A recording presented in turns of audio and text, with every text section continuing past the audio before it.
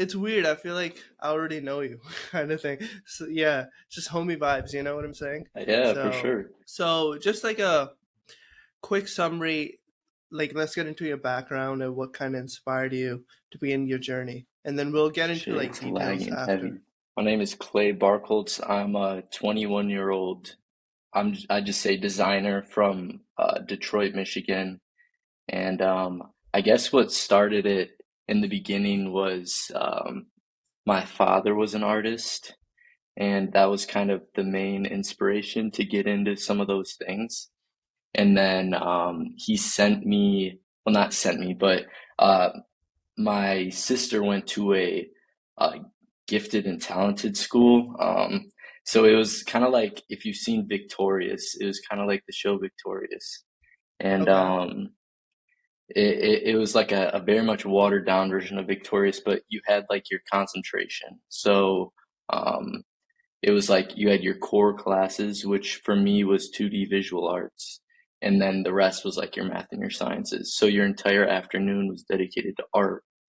And so I was trained in like painting and drawing for, I don't know, 7 years. And then junior year came around, and I was like, yeah, I don't like this. Like, I don't really like drawing very much. I don't really like painting very much. Like, I don't know if I can do this as a career. And my dad was like, well, you like really like shoes, and I've enjoyed shoes my whole life, and I actually was painting shoes in middle school, and I had like a little sneaker customization I know we'll get and into that as business, but well. yeah. Yeah. And so he was like, here, I'll we can do like a summer course at the college I went to, which is College for Creative Studies, and it was making shoes, and I was like, this is stupid, like I'm gonna hate this. And I loved it. And I made like a shoe in a bag, and then I also did like a product design class, so I also designed a lamp. And I was like, this is awesome. And so I was like, I want to do this in college. Yeah, and now I'm here. Hell yeah. Now you're here. Yeah, that's One of the my origin story. one of my favorite designers out there. Like, definitely when it comes to accessories, let's be honest, you know. Thank you. Thank So, you. I heard somewhere that you started your artistic journey when you were 4 years old. So, let's talk about that. Yeah. Yeah. My dad has a picture, or I drew a cactus when I was 4, because we have this room in our house filled with cactuses, and not really sure why, but like the older I get, the more interesting that is to me. But when I was young, I was just like, the hell is wrong with this? But um, yeah, so at 4, I drew a picture of a cactus, and my dad wanted to put that. He was like, you should put that in your college, like entry portfolio. Like submit that to the school and be like, I've been doing this since I was 4. And I was like, no, no, no, no. Like that's not how it works. But I guess that was like the start of it all, and it was like a love-hate relationship growing up, because I wanted to be like the athlete, I wanted to be the college athlete, or that was all I was really interested in. So I was like, screw art, like that's for weirdos. So I had this like very much back and forth. So I was able to channel that through like shoe painting. That was like the merge of it, was the merge of the athletes and the art. Let's talk about shoe painting. So, the account was called Clay B Customs. And Have that's you did do where, your research? of course, I did my research, man. All right, so That's Clay B awesome. Customs. Um, it Yes. just started with you painting shoes. I think you started with Air Force Ones, hey? And so let's talk Yeah, about that. Yeah. yeah. So, I don't know. I saw it was like when I first got on Instagram, because I'm pretty sure Instagram was relatively new when I was in like 7th grade, and I saw people painting shoes, and I saw like some Galaxy custom, and I was like, damn. like this shit is fire. So I begged all my friends if I could paint their shoes, and they were like, no, like what the hell is wrong with you? And then Yeah. I had one friend who was like, he was definitely like, he was quite wealthy, right? And he was like, sure, why not? So he like bought a new pair of shoes and gave it to me, and I did my first like Galaxy custom. And then from there, like it was like a local, like a couple people were like, damn, like, can I get that on my Roshis or whatever? And I was like, sure. And I think at the time I was charging like $20 a custom. And I thought I was like taxing people, but Yeah. it got like progressively more and more, like I was doing some crazy stuff. Like, I'm not gonna lie. I bought an airbrush and I learned how to airbrush, and I had like stencils, and then yeah, and I was still charging $20. So for the people who got those crazy $20 customs, uh like looking back on it, I'm like, damn, I should have been charging way more. But it was more I really enjoyed it, more than painting and drawing. It is such a fun story to even talk about after like what, 7, 8 years now, you know? Yeah. Um, Hmm. so Yeah. was your dad, because I heard your dad is a big proponent of you being in art school and just being an artist in general. Yeah. So Yeah. was your dad kind of not forcing you, but he was like, um, he was very eager for you to paint shoes just so you can start learning, like, how to be an artist. Hmm. He actually thought the shoe painting was stupid. He was definitely, he thought shoes were dumb. He thought, because I would always buy shoes, and he was like, why would you spend all your money on shoes? Like, they're like, what's the point? And any middle school boy was a sneakerhead at some point. So Yeah. like, it was just how we grew up. It was just normal. So he thought all of that was kind of dumb, and he didn't really understand it. But from that, I kind of was just more inspired to draw and paint more in my other classes or in school, and I was extremely disinterested by the time I got to high school. But with the shoes, I would kind of just, it was like a back and forth inspiration thing. Like, what I did with my shoes kind of inspired me to try new things in the classroom. So I definitely became more interested in like art education, and definitely got more into like different mediums of painting, and eventually like finding my own personal style, like drawing style, painting style, and all that kind of stuff. You say you kind of found weird to like be this artsy kid, you know what I'm saying?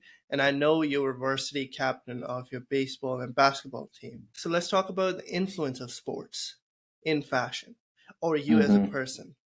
Definitely. Yeah. Uh, I wouldn't say like I love sports like I used to, but I think what I learned a lot from high school sports was like healthy ways of living your life. Like, I played for some like, my basketball team was like an extremely toxic environment, but Mm, in the end, okay. like I came out with like some thicker skin, like what people thought of me didn't really matter, because although I was like the captain or whatever, it wasn't so much because I was good at it. It was more because um I was like more of a leader, and that's kind of what sports taught me, was like habits and like working hard, and like even though you're not good at something, like obsession will always beat talent. So I wasn't horrible, but I also just like I worked really hard. I didn't want to suck at basketball. But looking back, like I was pretty bad. But in the end, I guess none of that skill really matters anymore. It's more of the good life habits, and like taking care of your body and taking care of your mind, and being well in toxic environments. I think that's kind of what I was able to take away from that and bring into um, daily life now. Yeah, no, I had a privilege with speaking with Drew Joyner, and he was a D1 basketball, and he touched on on a similar concept. When you're playing sports, um, you have to be, because you're kind of competing with everyone.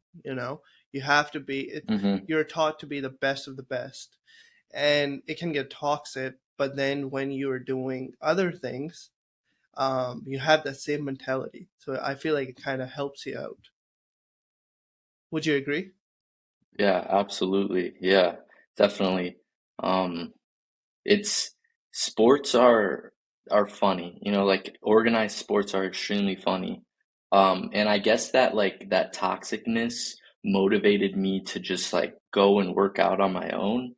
And I think that's definitely something that I have taken from sports and applied to like now when there's a bad environment or just like a bad group, like I'd rather just go off and put the work in alone and like practice like self-determination rather than kind of relying on others for motivation and that sort of thing. Gotcha. Yeah, I mean, I played soccer for a long time too, so I get that. Um, based on the research I've done on you, and I feel like I kind of know you at this point, you're a very high performing individual. Half marathon, working out every day. You mentioned doing 10 a.m. to 10 p.m. studio days. The person you have become, I feel like a lot of it is due to your work ethic.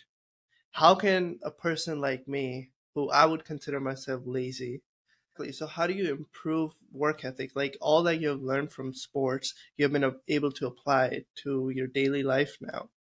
So someone who has not competed to a level that you have, how can you help someone achieve similar work ethic? Or do you think it just kind of comes within you, or you really got to love what you do and then you find that work ethic yourself?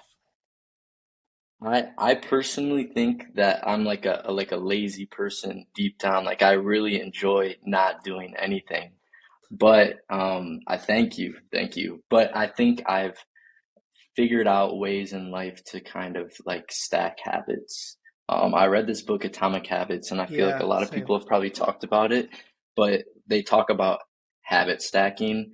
And although I don't take what those books say quite literally, I think there's a lot to take away from it. I think things are easier to do if it's like one thing after another, like so like faster pace and things like that. And um, yeah, I think it's just building habits, and building like a consistent daily routine that gets things done and is like it's all part of the process. And I know like that's something I learned a lot from Marcus and Sean is that um, although doing the same thing every day is extremely monotonous, I have like horrible anxiety, and from knowing what you're doing every day, it takes a lot of that anxiety away because you know what's going on in the day. Um, but I've also learned to not be too rigid and try to be too flexible. So it's like finding that balance between like habits and knowing what you're doing every day and being able to get done, but also rolling with the punches because you never know what could happen every day. So I think over the past year, I've tried to kind of break out of that super rigid, like if this doesn't happen after the next thing, like I'm losing my shit. And that like that can't happen anymore. It's extremely unhealthy. So I Hmm. try to be a little more lenient with myself and also a lot of that like super being super strict about it just creates like a lot of like self-hatred and I've learned like the older I've gotten um that it can't go in that direction. Like you gotta be a little loose and you gotta roll with the punches, especially how you treat yourself when it comes to those habits. What are those habits that you're doing consistently, I guess? I think going to bed and waking up at the same time, at least Monday through Friday, is extremely beneficial. Knowing what time you're the most productive at. So say someone's very productive at night. So go to bed late and wake up late and do that every day. If you're just because someone goes to bed early and wakes up early doesn't make them like a harder worker. Some people just work better at other times. So for me, 9:30 I'm asleep, 5:30 I'm up, and then some sort of body movement, some sort of working out. As of lately, it's just been weight training, and then I know once 9 o'clock, 10 o'clock hits, that's when I'm most productive. So um, I'm usually working until the evening, and then once the evening hits, I try to do some sort of unwinding, and then dinner, go to bed. There's not a whole lot that goes on inside the day, but it's just those kind of like morning rituals or nighttime rituals. I think like the front end and the back end of your day is extremely important, and having some Hmm. sort of morning routine and nighttime routine just to, because I know a lot for creatives, a lot of people don't sleep, and I think Yeah. that's horrible. So I think some sort of nighttime routine to get you sleeping is extremely beneficial. So those sorts of things, just like the building blocks that make that afternoon grind a little easier and a little more peaceful. Well said. You know, I it's I feel like, because again we're just having a conversation. We'll talk about like you as well. But I kind of just want to talk about your headspace and learn from you. Definitely, yeah, Um, yeah. I feel like everybody knows this, and I think I've talked about this with a few other creatives as well. But what is it that makes Marcus or you go to bed at that certain time and wake up no matter what? Because life is all about unpredictability, right? Homie can hit up, oh, let's go hit up a pub, and it's just one drink. But then that one drink can go towards three drinks, and then it's like 12 a.m., Oh yeah. right? Yep. Yeah. Yeah. Um, I think it's that waking up in the morning and that just like that something about that being broken just totally throws off the day. I know for me personally, Yeah, I haven't particularly spoken to Marcus about it, but I'm sure he'd say the same. And he's like no go out at all. And on like a Friday or a Saturday, like I'd love to go out and like get a drink with someone and just catch up. But uh, I try to keep it like relatively early. But it's just that breaking of the cycle. It just, when you do something consistently for so long and it just gets thrown off like one day, it just, the whole day feels off. And then it's kind of like this snowball effect downwards. So, it's, yeah, it's definitely about the consistency, like the consistency that you've built kind of just being thrown off. And I wish it wasn't like that, but yeah. unfortunately, that's just what I've experienced. I think at first you just gotta force yourself, I guess. That's what. Hmm. How long have you been like sleeping and waking up at the same time? Really? Uh, it was primarily this past school year. I had never been like this, but sometimes there's just so much that you want to get done Mm-hmm. that this is the only way that it's gonna happen. Like to get some of these things done, you got to make sacrifices, and um, my sacrifices have been staying up late and going out, and like it sucks, but at the same time I'm much more satisfied with career goals being reached and coming up with ideas, and those are the things that like bring me immense joy and satisfaction. Let's talk about transition from an intern to a part-time designer and Mint in New York now. How has that been? Like, I know you love it, um, but I okay, a lot of creatives want to get to that point, work for brands. And now it's getting to a point where a lot of creatives want to work for smaller brands. And that's no shade to Minted, Mm-hmm. but it's a lot more, you learn a lot more when you're working for, say, I don't know, a bigger brand. You actually mentioned this.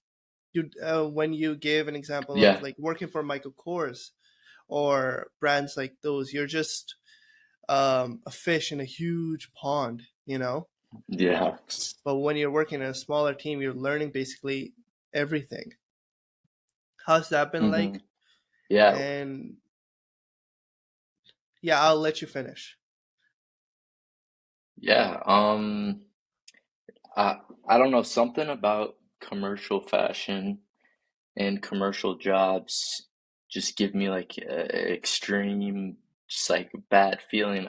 Especially fashion related commercial jobs, because I see a lot of our graduating seniors go and work for Coach and Michael Kors and all the tapestry brands, Stuart Weitzman and Calvin Klein, and Mm, I don't know. Sometimes I feel like some of them are just getting groomed for their ideas. So uh, what I really enjoy with Minted is the I get to see everything. I know exactly what's going on. There's no ladder of people through which my work gets watered down.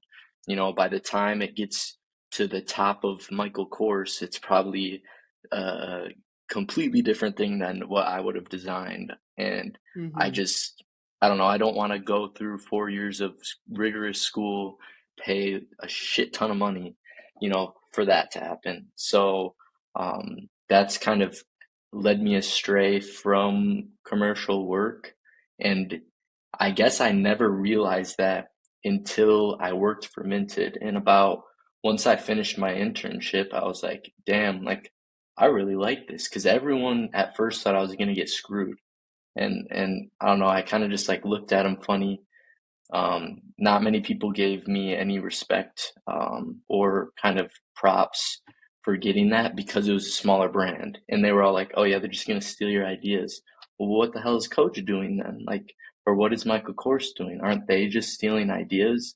So I definitely went through a period of my life where it was like commercial versus small brand. Like I was fighting, what do I want to do? And by the end of the internship, Marcus was like, "Hey, you want to work part time?" And I was like, "Yes, please." So um, it's been a blast, and I wasn't expecting to grow as much as a designer from working for a smaller brand, just because like he's new to it as well, and Sean's like this is all so new to us, so it's like we've been able to work together to grow and to push each other. So I've learned a ton about the business side of things, and they don't teach you that in school. So from that, um, I honestly I enjoy sometimes using that side of my brain a little more than the creative side.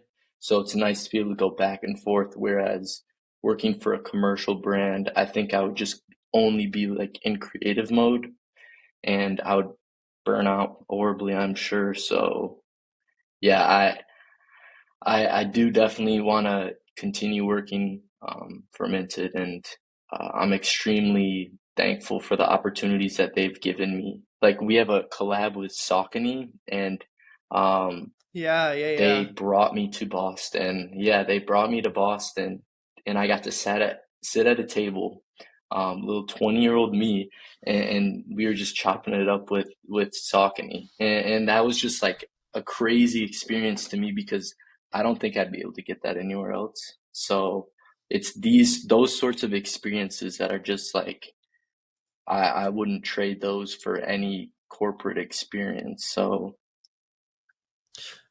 Um, how do other creatives pursue to work at brands like Minted? Because I know how you kind of got into it. Marcus found you through TikTok, right? And I want to get yeah. into showcasing work as well. But I mean, so many people, including me, want to work for brands like Minted, and Um, I'm trying to think, Ore, New York. Yeah, You yeah, know I love Ore. Yeah, that's a exactly. really, really great brand. Yeah. Yeah.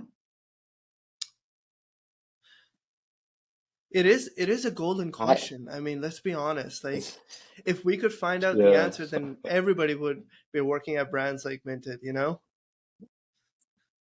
Yeah, I don't know. I like to tell people like I just got extremely lucky. It was at a time when I needed it as well in my life where I needed some sort of direction. I felt like I was like I didn't know what the hell I was doing and just it was like the worst week of my life ever. And I was just I was going through it. I was just like it was a period of like deep growing up, like a lot of people struggle growing up, and like I don't blame them. It is hard as hell to grow up, and this was just one of those periods of growing up, and it's like the worst week of my life, and I get a call, like some random Virginia number, and it was Marcus, and like I had forgotten he DM'd me a few weeks before. He was like, "Hey, like you want to work something out?" And I've talked to him about it, like what about me interested him, and he talks a lot about the process. And over the past 2 years, I keep hearing this word process. Like we got a new professor, and now he talks a lot about the process. So I know working for like the high up commercial brands, so like Louis Vuitton, Givenchy, like they look at your process book. So when you do a collection, you like these brands want to see your process and how you got from point A to point B, like what inspires you, what your creative process is like. And I guess I never realized I was doing that through my TikTok videos. Um, so I think it's posting, like post your process. People want to know how you think as much as little as I really don't like talking on social media. I don't know what it is. I have some weird thing about it. It's just like I feel like a lot of people can get how I think from the videos that I'm posting, just like step by step processes. And I know that's a lot why Marcus, he liked my work because I was showing like the raw process. I was showing the messing up. I was showing the sketches. And I think a lot of people gatekeep sketching. Hmm. I don't know what the deal is, but there's a weird thing about people not showing off their original designs. I'm not a big fan of it. I think it's a security thing, like people don't want their designs stolen, but the amount of work it takes to get from sketch to final product is like so much. So I don't think anyone who takes someone's sketch and makes it, I guess like props to you because you knew how to get from, that step and get something manufactured. So I think That's so people just need interesting. to post their creative process a lot more. And one day, someday, someone's gonna steal a design from one of my sketches, and I'm gonna probably look back on this and be like, "The hell is wrong with you? Why would you say that?" But um, I don't know. It's like years of work to get like a shoe manufactured. It's like a year or two. So for someone not to show their original drawing or how they got that original drawing is just a little weird to me. So, I was speaking with Solace Theory. No, well, I was speaking with Musea, and he runs Solace Theory in Perth, Australia. And we talked about this because, you see brands copying size charts now. It's the hmm exact same size chart on like um, their website. And he was like, but there's always going to be an advantage to who did it first. And that hmm kind of also stuck with me, right? You're always absolutely. going to be behind if you're copying someone, or hmm in a lot of cases, yeah. Always. Um, Yeah. then, because I know your TikTok, your bio itself is digital portfolio, and you're avid Yeah. about, showing that progress now. Um, how do you deal with criticism? Uh, I think I think it takes a special person. I guess I'll first touch on hate. I think it takes a special person to go out of their way to comment like hate on someone's Yeah, video. for sure. I think that shit is so stupid. Like, are you that? bored or like that sad, that is what you're spending your time doing. So I guess I don't take hate very seriously, but I do like reading constructive criticism. Um, Sometimes when people like talk shit on shoe videos or whatever, a lot of the time it's like I may sound cocky, but like show me the shoe you made. It's like whenever I see those sorts of things, if it's not constructive, I guess I kind of like to fuck with them a little bit and not take it super seriously. Maybe try to like joke around with them about it, not like be a complete asshole. But I do think hate comments, it takes a special person to do that. Yeah, And I know like with Minted, Marcus kind of handles things the same way. He might be a little bit nicer about it, but he's also like, all right, like if you're talking the talk, like show your stuff. And a lot of the time, it's just people sitting behind their screens talking shit. Um, but I've definitely received some like great constructive criticism. So sometimes the comment section is like, a critique. And I've really enjoyed that a lot because believe it or not, our school isn't great with critiques. We just recently got a professor who's like great with critiques, but up to this last semester, I had never really been critiqued. So that was another reason I was using TikTok was how can I get like real-time consumer feedback on the stuff that I'm making. Although I'm not doing large production runs, like it's still nice to know what people who would be buying my work would like to see in it. So, yeah. and I think, would you agree? The more you put your work out, the more you showcase your work. Um, Even if you're getting hate, the thicker your skin is going to get, right? Yeah, So at first, it's absolutely. just Yeah. kind of forcing yourself to showcase your work and keeping in your mind that, if I am getting hate, if it's not constructive criticism, if it's not criticism, then I mean, why do I even care, right? Mm-hmm. Yeah, Yeah. absolutely. You're an advocate for formal education in arts, right? And a lot of people would agree to disagree, kind of thing, Mm-hmm. because I mean, you can learn all these skills yourself on YouTube. So why do you think formal education is important in arts? I um I think formal education is extremely important in design Okay. specifically. I think this might be a hot take and I might get shit for it, but I think like going to college to like paint um might be a bad idea. I think like a fine arts route is a little bit it's risky, that's for sure, but I think design wise, I think there's a lot of things you learn in school that you can't learn on the internet. Maybe you can learn how to make clothes, but um, how are you going to learn how to put a process book together, Or in my case, there is like no videos on how to make shoes. That is like a lost art. So going to school for accessories, I think is like probably the best route. I think accessories make money. I think accessories stand out. And I think accessories are the things you can't figure out how to make on the internet. So I think you can learn a lot about patterning. That's what I've learned a lot through school. But I guess school isn't going to teach you all of that. Like you still need to be ambitious, you still need to be curious, and you still need to go out and do things on your own. So I think uh, formal design education creates like a really nice building block. And the it's not the greatest environment, in my opinion, but I do think that it teaches you like a great foundation to build on top of and to push things. But it definitely more of a design route rather than a fine arts route.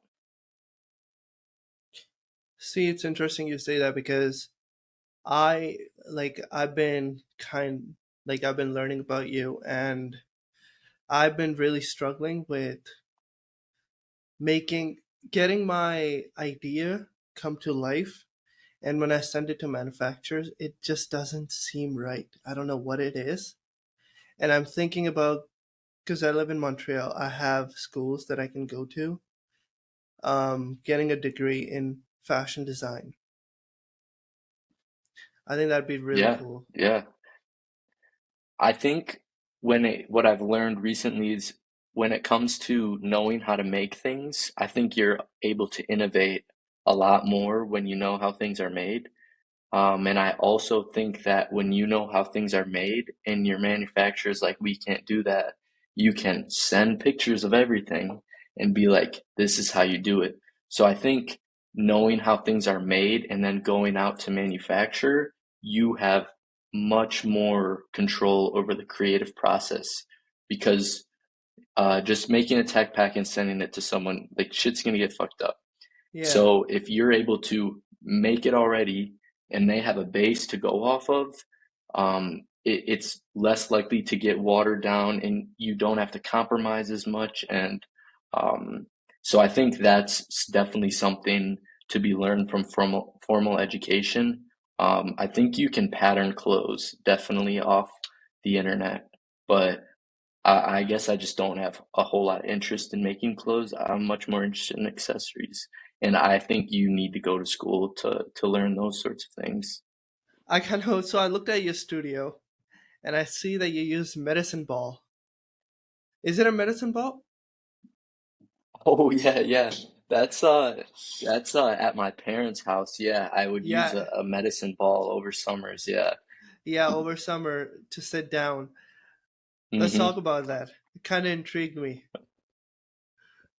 I I can't even I can't even give you like a particular reason for it, but the I was sitting on like this bench and damn, that shit was uncomfortable. So, I definitely like move around and fiddle when I get into the creative process, and Yeah. I need some sort of like not oral fixation, but like some sort of fixation, and or even oral fixation, like I bite on pens and stuff.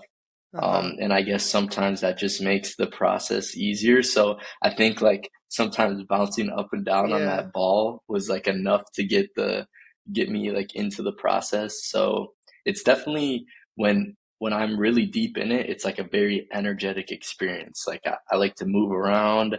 I like like walk around and pace around and just like really get into like my space and where I'm feel the most comfortable. I love it. You said that you get a lot of comfort from your work as well.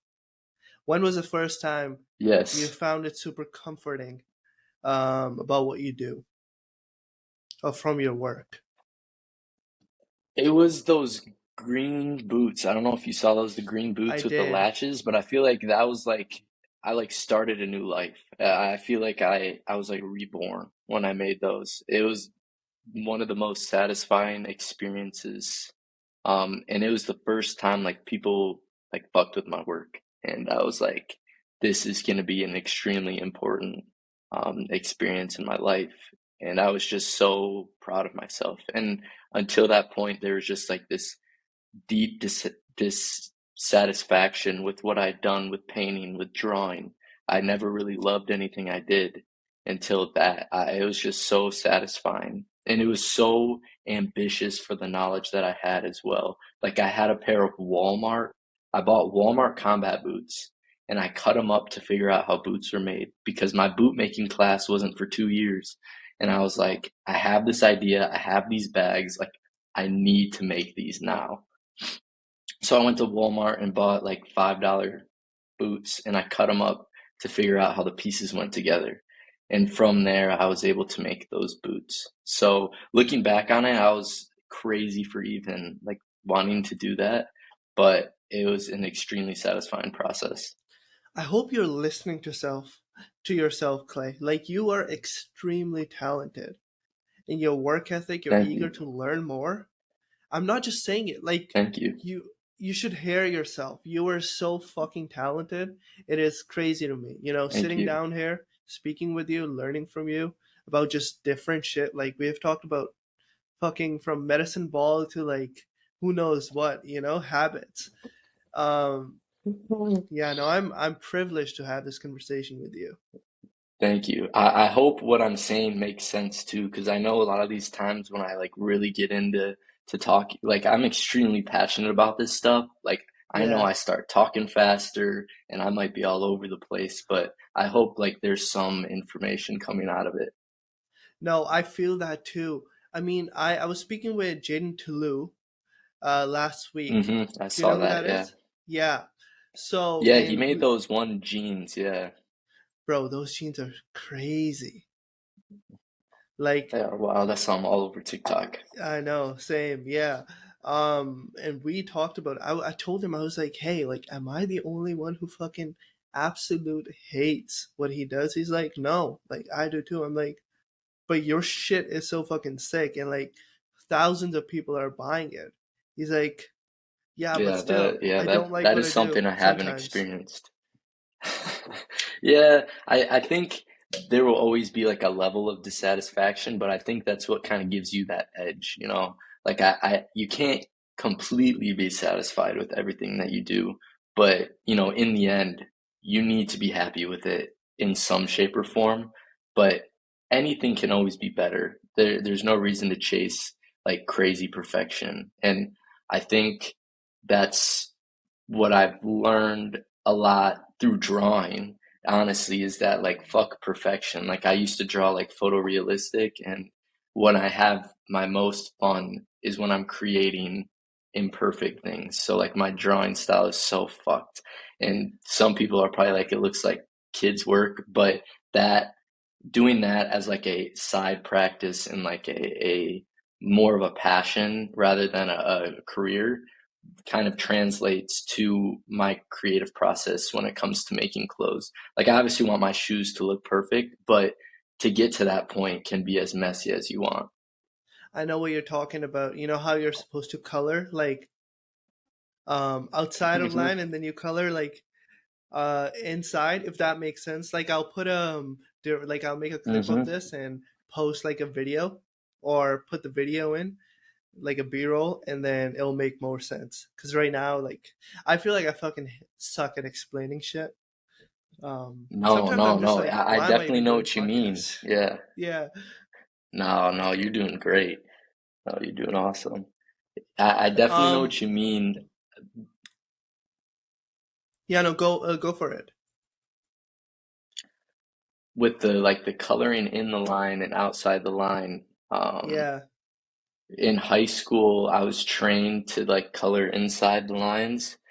And then like junior, senior year, like I started to let loose. And then when I first got to CCS, there was some opportunities in my foundation drawing classes, specifically figure drawing, that kind of set the tone for drawing in the future. And now, like I went through a period of tightening up again, you know, like making sure all my shoe drawings are perfect because I have to, you know, I was working for Minted and I'm working Hmm. for Minted. Like I need to make sure what's in my mind is readable from Marcus or Sean. Like they need to know what I'm thinking perfectly.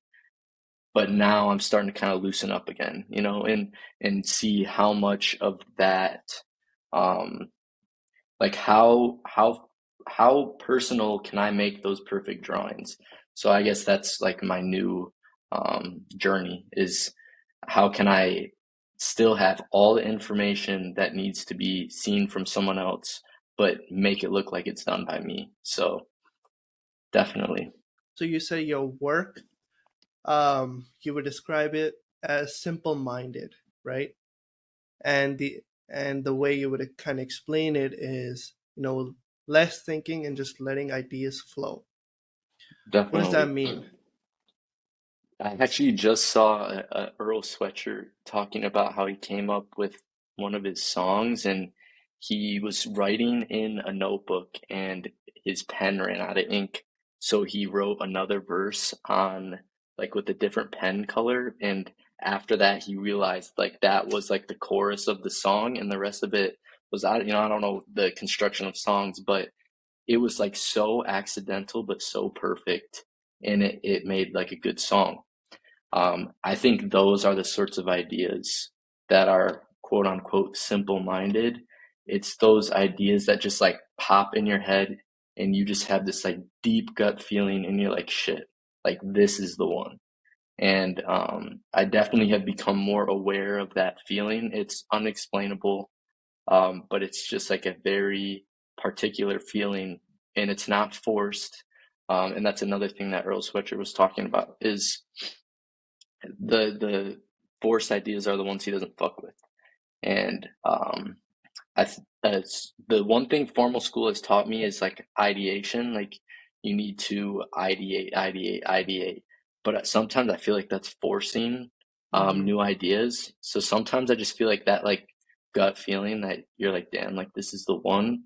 I think just expand on it. Like there's no reason to be doing more ideations. Um, so I think it's the continually ideated, the forced ideas are the ones that don't feel as satisfying as the what if this bag had a fist print in it? Like those Yeah. sorts of ideas. And that was one of those ideas that clicked, and I was like, shit, like I got to figure out how to do this. So I also think the ones with the less kind of deep thought, Mm-hmm. I think sometimes I think the more thought out it is, um, like the more you think if it's possible, I think the less innovation there is, if that makes any sense. I'm trying to figure out how to word No, this, it. but I think go ahead.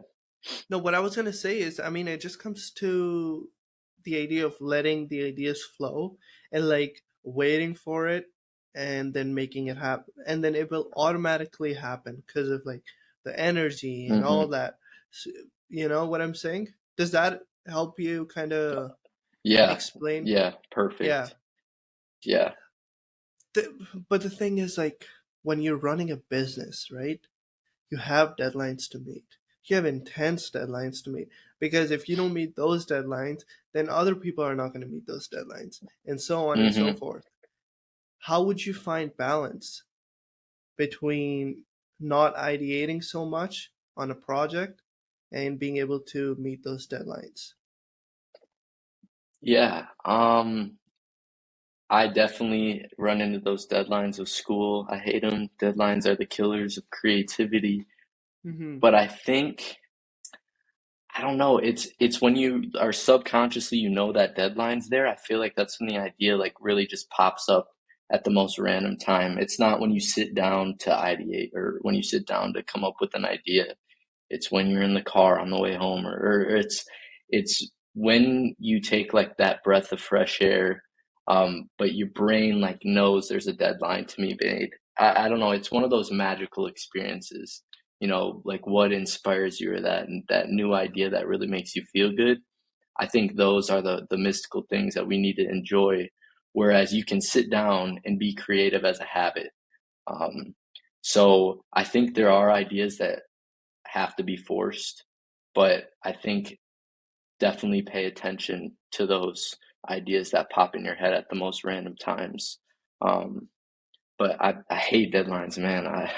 It's the worst, but it, they're inescapable. Yeah. Yeah. I mean, at the end of the day, that's that's kind of what makes money, and unfortunately, that's how we Yeah. live. Yeah. Hmm. Yes, it is. Okay. Let's talk about a few more things. The For idea sure. of blending identity and career in creative work. I think it's easy for creatives to mix identity and career, as many sprinkle identity in everything they do. Hmm. So, can you elaborate on it and we can sort of have a conversation? Yeah. Yeah, definitely. I think. people who pursue creative careers are extremely passionate people. And I Mm-hmm. think extremely passionate people lace their identity in everything that they do. Lace and by lacing identity, they lace work or worth into their work. And I think it's extremely important to understand like your work isn't who you are. I think that's an extremely dark path to go down. I think you're a creative, a creative no, something that no one ever told me was the ups and downs of a creative career.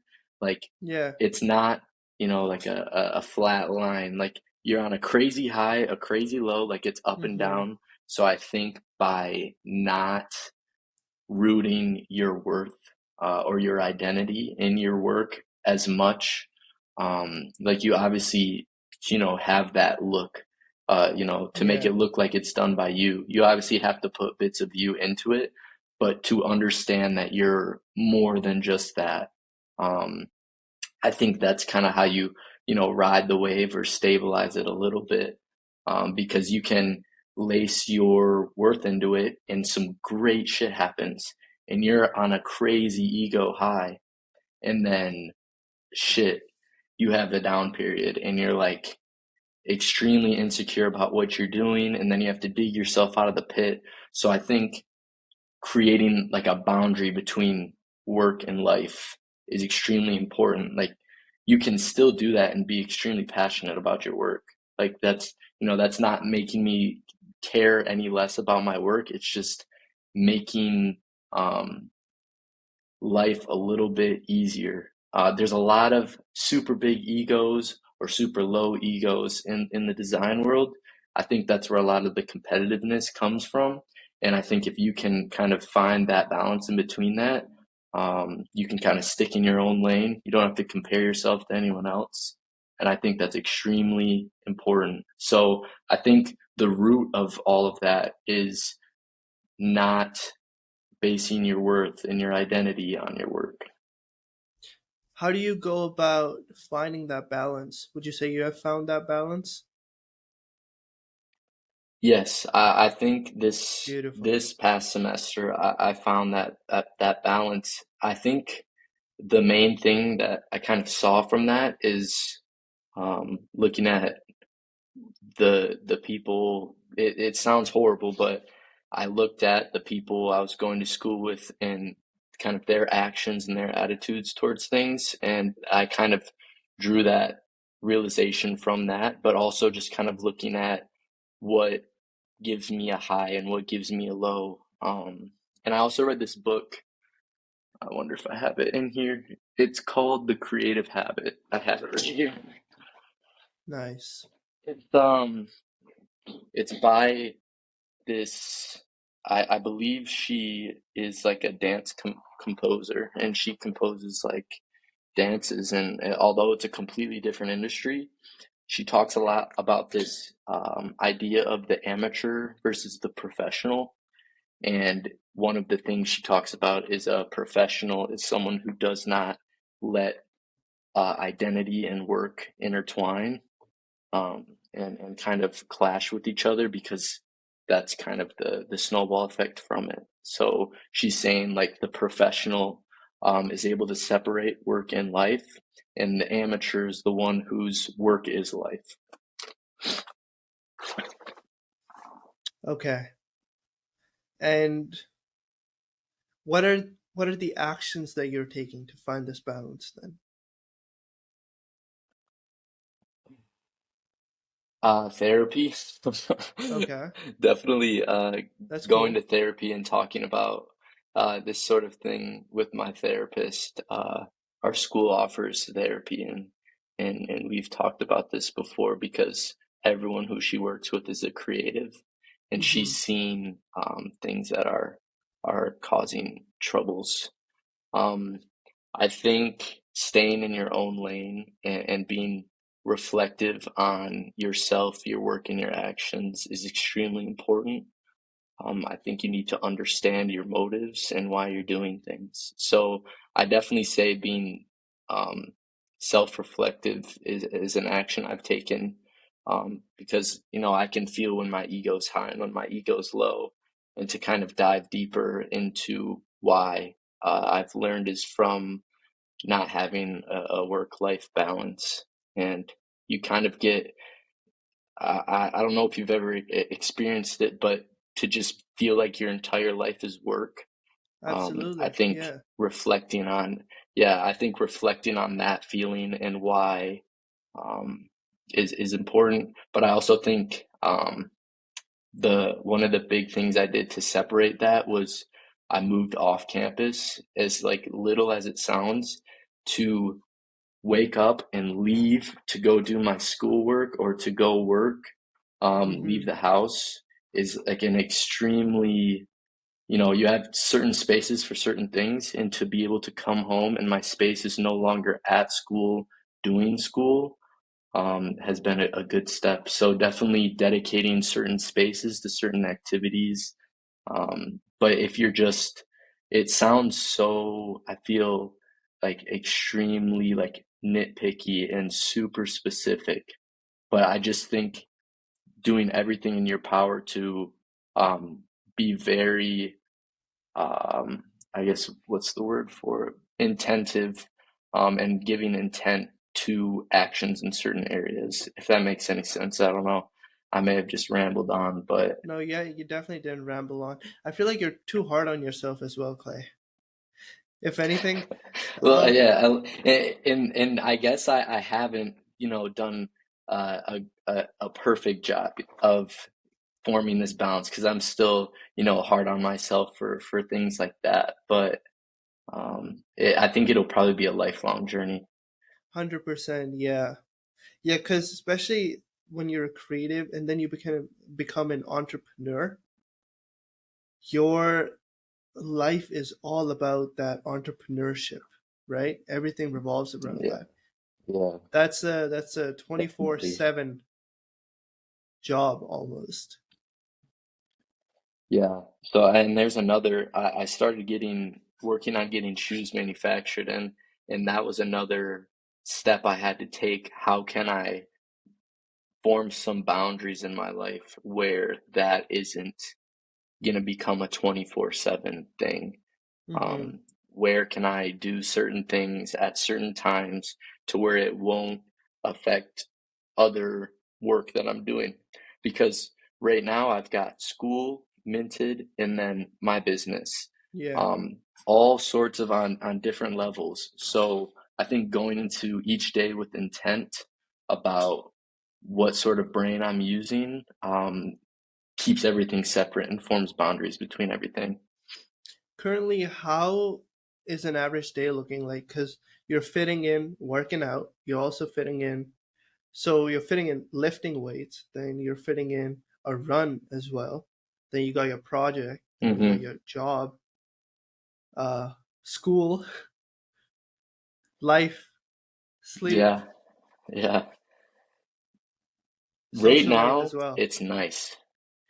I Yeah, love it. social Okay. life is bottom of the totem pole, but Okay. um, during school, I'll give like a school and a now. I much prefer the now. School, it was like wake up 5:30, um, run, lift, get to the studio by 9:30. Actually 9. I usually had a 9 a.m. So it would be like go to class, do whatever I needed to do in class, and then usually I would have the entire afternoon, um, to work. So I'd work till about 6 or 7, come home, work on Minted for an hour usually, and then usually while I eat my dinner, and then the key was to watch an episode of a show before I went to bed, and that was the unwinding. But it was like during school, what I had to figure out was in between each one of those tasks, like how can you take a breath of fresh air and like restart? Didn't really figure that out, but and now fast forward, it's summertime, so now it's really nice. It's like, wake up at 6:30, make my way to the gym, get home, just take everything at a much slower pace. And then by about 10 or 11, I'm working on Minted only, and I work till about 5. and then I have the rest of the night to do whatever. And I much more prefer that over the craziness of school. But with to be able to fit in work with school, there was some days I didn't have classes. Um, that day I would try to get, 5, 6 hours in, and then Saturday and Sunday I would work all day. So there's no weekends, no social life, but only one more year of it. So not too bad, I guess. Yeah, literally a month, man. I don't know. Like, I would wake up at 5:30, put my phone across the room, because my girlfriend would sleep with me, so I can't wake her up. So I fucking get out of my bed, Hmm. turn off the alarm, then go back to bed. And it has been it like now it's come to a point, especially now that the job shit happened. I'm just on a fucking low, low, low. So, so this conversation has really like inspired me. I'm not gonna lie. Thank you. I'm glad. Um, okay, let's talk about the challenges then. You said I don't think people realize how taxing creative careers can be on creatives, especially young creatives. So apart from finding that work-life balance, giving time to yourself, like self-care, for example, going to therapy or working out, going for a run. Would you say, is there anything else that you would recommend someone? Hmm. It definitely, like, do not compare yourself to other people. The world's very overstimulating right now. We can have any sort of information we want whenever we want. So, I like to scroll through social media when I'm chilling, and I'm consistently seeing other work that people are doing. Like, young creatives need to, like, stay in their lane. Like, you can see that, but I wouldn't really pay attention to what other people are doing, because then it creates this comparative game. And especially don't enable that through your phone, because it is like at your disposal whenever you want. Mm-hmm. You can compare yourself. You can have that just slight feeling where you're like, I want to see what they're doing, and that can, snowball into an extremely bad habit. So I think with social media, um, and the complete overstimulation from it, I think definitely young creatives need to, um, stay in their lane, like, do your thing, put your head down, put the work in. I think that's an extreme challenge. No one's ever going to be perfect at it. But to learn the most you can about yourself and be confident in yourself and what you do just makes all the world of difference. So, and I feel like I had another challenge that came to mind. Oh, I guess, like, do not, like, let people take advantage of you. I think my main the head of our department always says they need to fire every creative director for every big brand and hire a bunch of college students. And he was like, because they have the best ideas. So definitely, I guess, kind of always, like, be watching your back, like, be careful, Mm-hmm. like, who you're communicating with, who you're telling your ideas to. And, as I was like saying earlier, oh, well, it takes a special someone to, like, steal an idea and go and produce it. But I guess more in, like, a younger school environment, it's a lot easier to be stealing your classmates' ideas and then just making the one of one. No one's manufacturing things at Mm-hmm. my school. So, um, that kind of whole, if someone steals my idea off TikTok and goes and makes it, like, good for them because they knew how to do it. Now it's like watching your back on your classmates who are readily able to steal it and just make it. Um, so it's like a totally different situation than the social media side of things. So, um, Interesting. definitely be careful with as like a younger creative people are people if you're in school, people are probably going to steal your ideas at some point or bite off you or anything. So I think that's another challenge as well. Because I've had people extremely close to me, kind of step a little too close in my lane, and it's an extremely frustrating experience. So, I'll give you an example. Like, I had this idea, and then I saw another brand doing it, and it kind of just bummed me down. Previously in my brand, I used to, like, I would scroll on Essence, I would look at StockX, I would see like what other brands are doing, and I'm really good at like combining everything into one with a twist of mine and then putting it out. And it's hmm sold. How do you how do you go about not doing that and just focusing on your own lane? Because now I have so much inspiration. Like, are you still with me?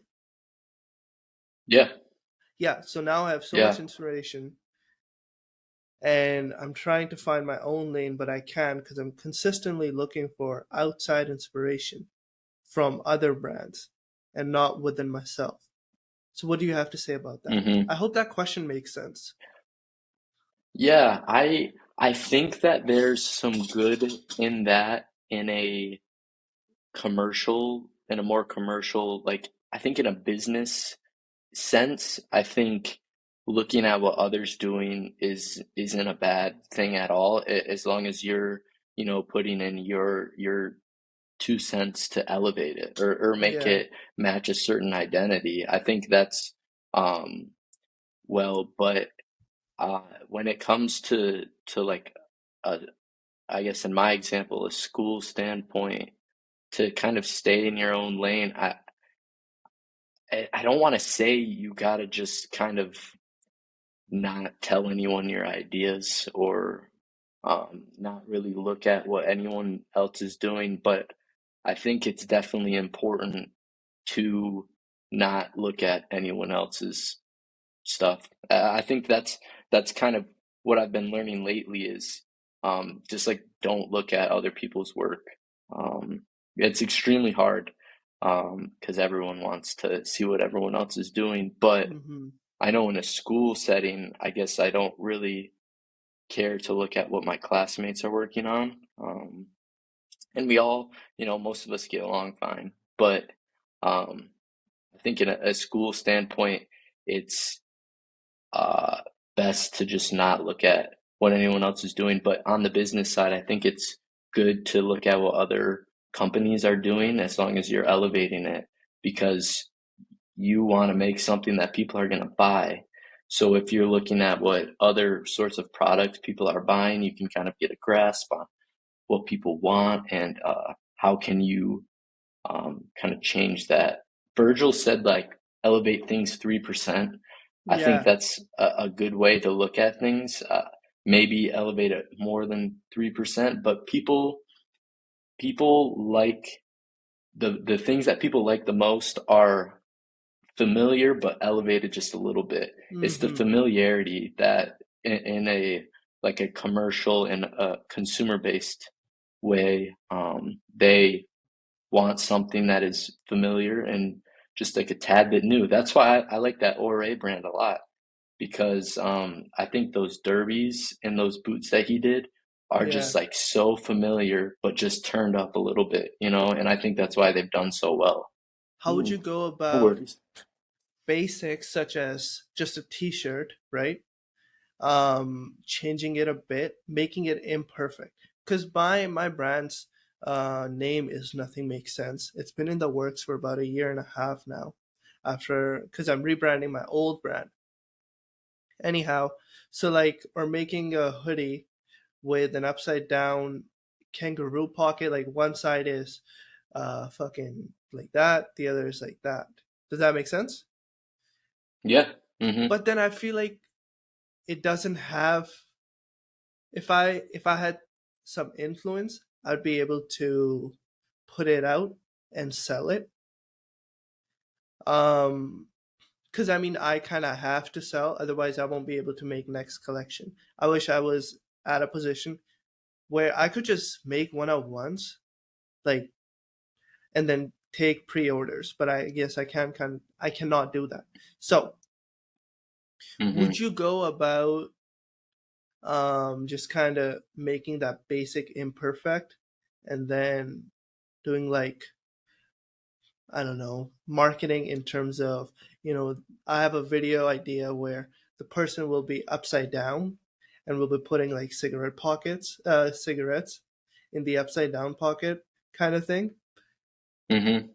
Or would you say, like, just to start off, I think do because I have a doodle of a espresso martini glass, and then it has a coffee lid on it. Like, when you go to like Starbucks, you get that coffee lid. So it has that on Hmm. the martini glass. I don't know. I have so many ideas, and I don't have enough money, and I know whatever I make, I kind of have to sell. So this pressure, I feel like, is not even letting me Yeah. start. Yeah. Yeah. I think I experienced the same thing when I decided to start getting my work manufactured, because even with this like first drop, it's like a huge investment, and Yeah, it's like scary because if it doesn't work out, like I just kind of have to kiss this goodbye. But I definitely think you should just take the plunge. Like, we're young, we're not supposed to have money.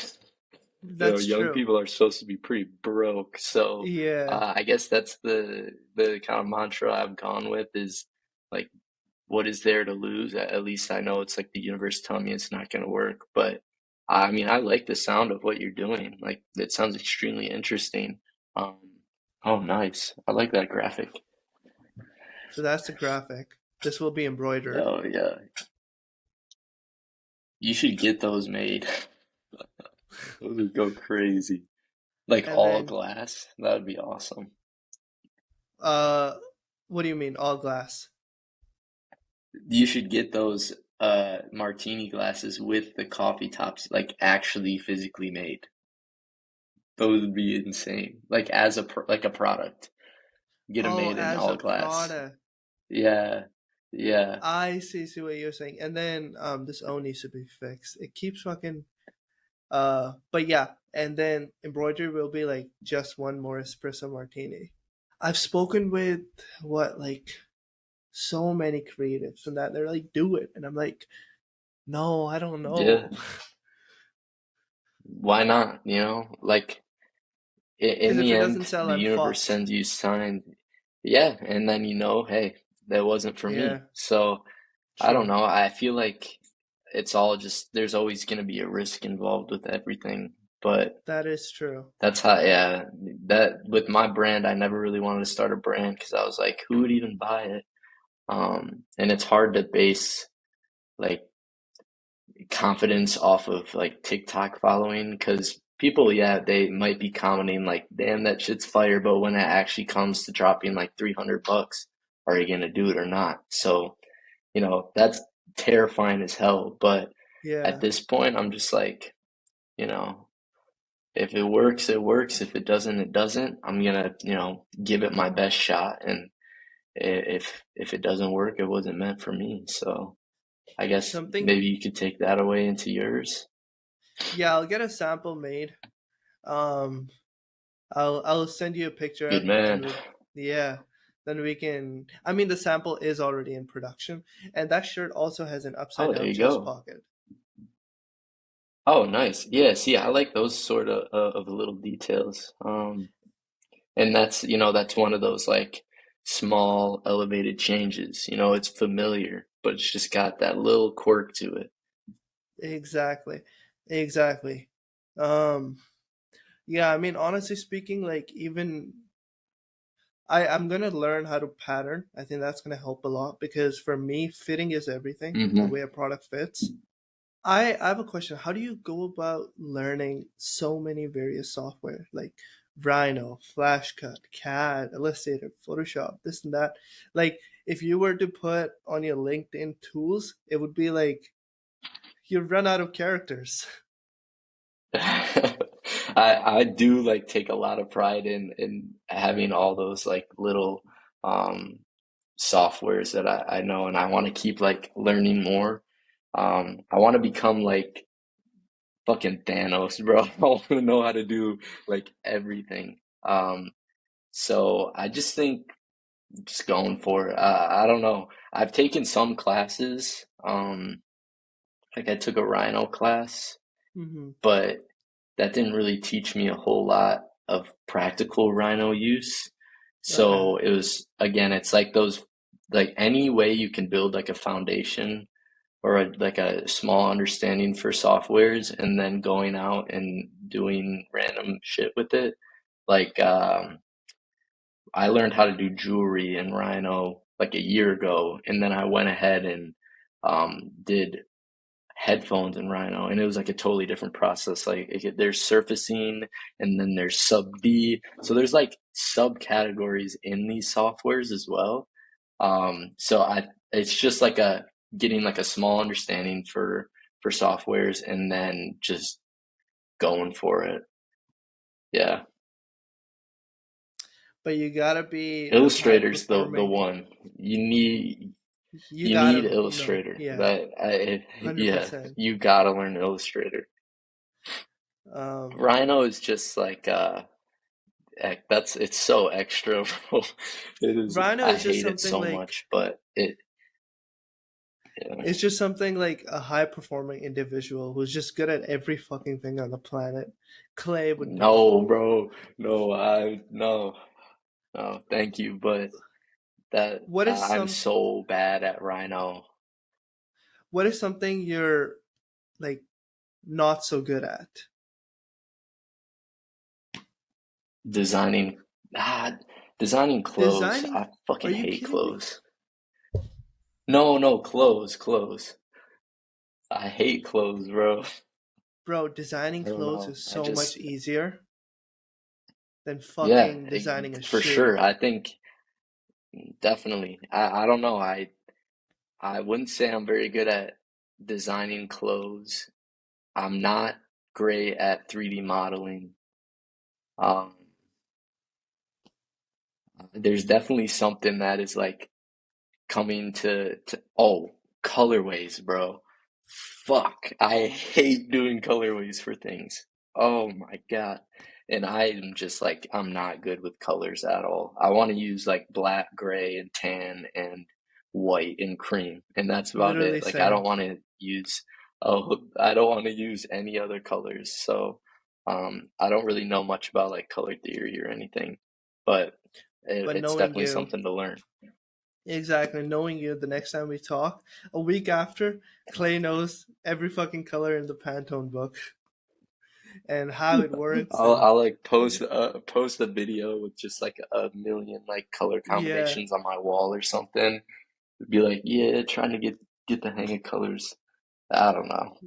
I'm fucking with magenta lately, so Magenta. definitely s- magenta. Stay tuned for some magenta accessories. That's sick. I mean, isn't it the coolest thing? Like, your clothes are thrifted and now you wear minted. Uh, your accessories, you just Yeah, fucking make them.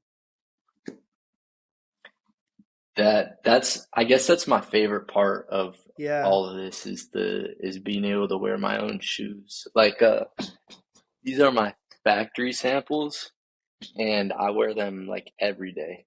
And to be able to do that is like the best feeling ever. So, um, yeah, I wouldn't give it up for anything. I've always How been a is shoe kid.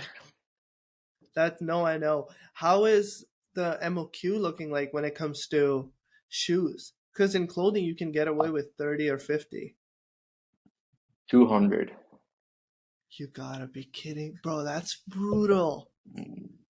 You can't really get any lower than 200. So when I have to pay that and then marketing, I'm about to spam that shit so much. I definitely have to take the marketing very seriously. But yeah, I got hardware samples made for the boots Mm-hmm. So it's like a hook instead of the the clip, just Okay. so it's more functional. And then it's I got to model these, which was fun, but I had to pay my down payment for like 900 of these.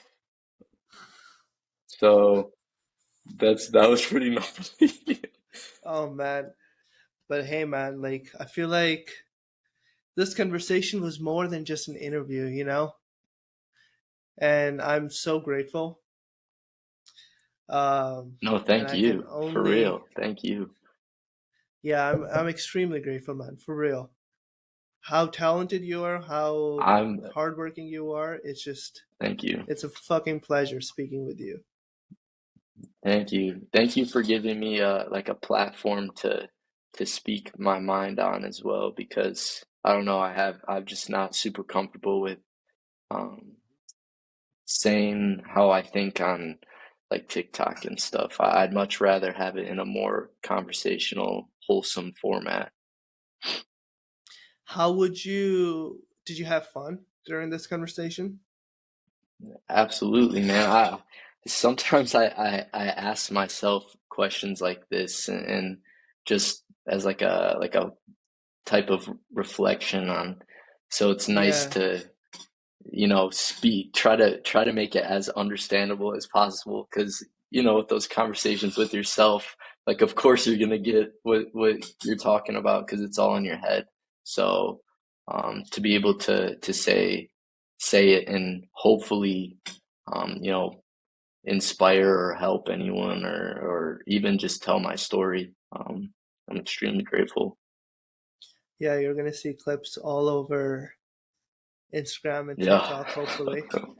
The amount of value, yeah, it just, I don't know what it is, but right now uh I'm trying to get a job and this and that.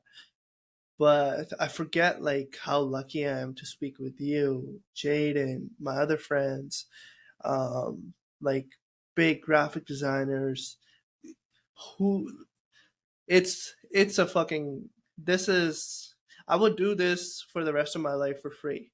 In fact I'll pay a lot of money to Yeah, just keep doing it. that's So yeah. amazing. That is Um amazing. can you think of someone else, another designer, um a friend of yours that you want me to talk to right off the You bat? should I'm not like close friends with him, but you should try to get Adam Small. I was I don't know, speaking that with dude, as for like for social media designers, I think he is like the best. I think what he puts out is extremely original and interesting.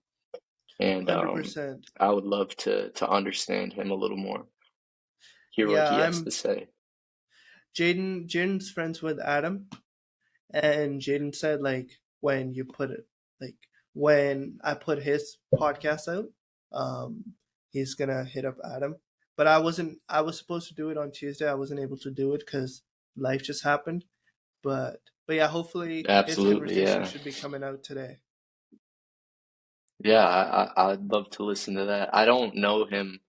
I just saw those jeans all over the place, but I saw some clips, so I'll definitely tune in. And I feel He's like you very ask very talented. good questions. You think? Appreciate it. Yeah, so you definitely probably got some good information out of him. I did. Yeah. Yeah, again it was just a conversation. We talked about cuz like with me I'm not trying to, as much as I want to get like those nitty gritty information out, I'm not doing it for anyone else. I'm kind of doing it for myself. Cause like we talked about my upcoming project and shit like that. And I know if I can find value from the person, then another person will find value as well. And it just kind of comes down to that. Definitely. Yeah. No, hopefully we'll see Adam Small on the podcast soon.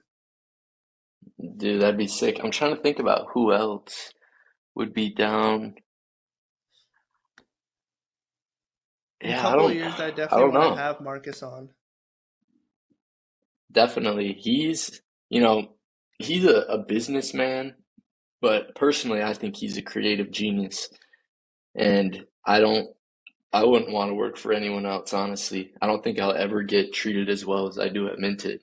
So he is like he is a extremely smart person, like extremely smart. And he just like understands this shit on another level. It's crazy. Um, what do you mean by this shit? Like social media, marketing? Like social media, marketing, running a business, sourcing, manufacturing, fucking customer service, bro, packaging, fulfillment. Dude, when I went to New York in the fall to work a drop, and I was just like, this shit's gonna be chill. Like, we'll get some orders and we'll pack.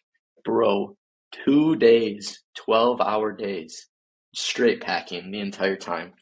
Like, I didn't realize the scale of this and how impressive he scaled it in 2 years, as well as just like with 3 people on the team, how much he scaled it is absurd. It is fucking absurd. Like that dude is crazy. Because he has a personal brand, but before starting Minted, I think It he was a started mother's Minted. love. He had like Oh, a okay, okay, little, okay. I didn't yeah, know that. I don't I don't know like what happened, but he talked to me about it briefly once. Okay, okay. And then it became Minted New York. Okay. Minted, yeah, How do you yep. think And he then was able to? No, go go on. ahead. And then okay. So what I was asking, how do you think he was able to scale Minted to like what it is now in just He's two just years? consistent. He's consistent and he works his ass off. And Sean plays a huge role as well, in all of the customer service, fulfillment, daily orders. And he also gives his 2 cents on designs and things like that. So I don't know. It's just like I don't know. Everyone motivates each other. Everyone works off each other, but I think it's just the like pure consistency and dedication. Um, I think consistency and dedication can get you anywhere. Like if you do something every day Yeah. and give it your best effort, I I just I've been thinking about that a lot lately. It's like especially after that bag, I was like, how the fuck did I get here? Like how did I get here? I'm like so grateful for where I'm at. Like, how did I get here? And I just look back and it's just every day, every day I wake up and I do something creative for the past 3 years. So, and then I'm like, I truly believe that doing anything over and over and over again, something great is bound to happen. So, I don't know. And it all comes down to like some days you really have to force yourself to be consistent. Yeah, Like no definitely. matter what is happening, Yeah. like you have to get that shit done. And I think that's how Marcus thinks.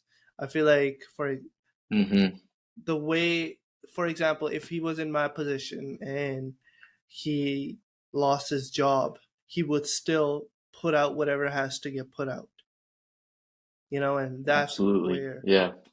the differences come. hmm How old is he? Yeah. Like there's, he's 27, 28, Okay. and the Minted is just over 2 years old, I think. Yeah. Yeah. And even since I came on, it has grown immensely. When I first got on, we had like 4 projects in the work. I can't even tell you how many projects we have. We have like 2 full clothing collections, like 2 shoes, um, the Saucony collab, so there's 2 more Yeah. shoes. Um, we've got just a ton of other like branches of things and tons of athletic wear. Like there is a million things being worked on right now. And when I first got on there, maybe there was a million things when I first got on, but um, I only knew of like, a couple things. and now it's just like we're in go mode. Like, and there used to be like a period of when I designed to something getting sampled. The other week, I designed like a all over print button up, and I sent him the image that I used. And like 3 days later, he sent me a picture of the factory that had already sublimated it on the fabric. So it's like the pace just keeps getting turned up. So it's like we're like my design to sample time is becoming like under a month. It's it's so crazy to me. I'm just gonna end it. But actually, is there Okay. anything else you want to add? And No, this was great. This was awesome. hell yeah.